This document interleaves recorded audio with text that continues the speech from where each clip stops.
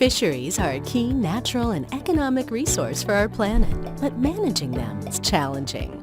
Limited knowledge about fish biology and uncertain fish population estimates can make management negotiations long, difficult, and politicized. Further complicating things, each species has a unique life history, and the fisheries that target them are all different.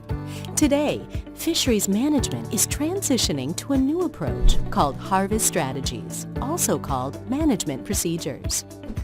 A key part of it is Management Strategy Evaluation, or MSE, a tool that uses computer models to simulate how a fishery works and test which potential harvest strategies can best achieve pre-agreed objectives, such as an abundant population or high catch level.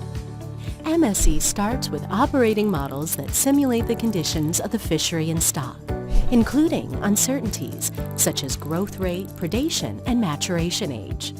Each operating model represents a potential combination of hypotheses about how the real system functions.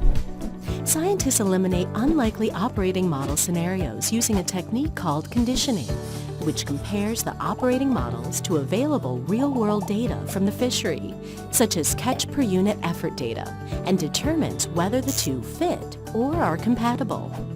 Once operating models are agreed, scientists can test the likelihood that various candidate harvest strategies will achieve the objectives. The goal is to find a harvest strategy that performs well in all scenarios, that is, in all operating models. MSE simulations follow a closed feedback loop.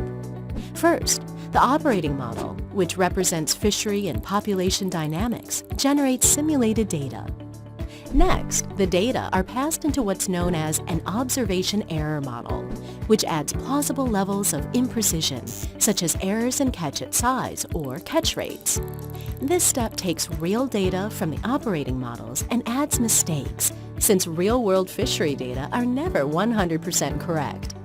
Then, the data coming out of the observation error model are interpreted to assess the population status and determine the management response based on the harvest strategy being tested.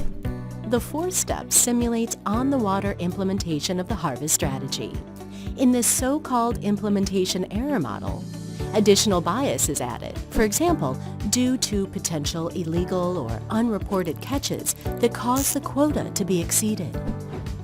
The cycle then completes, with the data feeding back into the operating model to simulate the next year and so on, cycling into the future.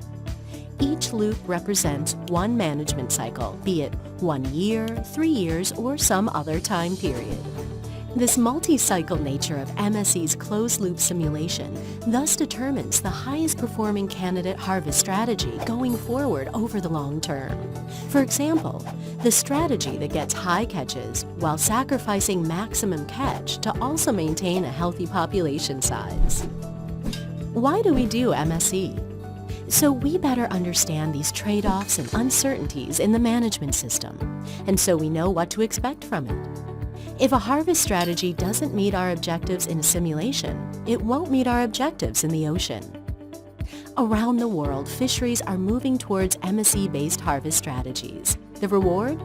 Transparent and accountable decision-making, as well as long-term sustainability, stability, and profitability that benefits fish, fishermen, and consumers.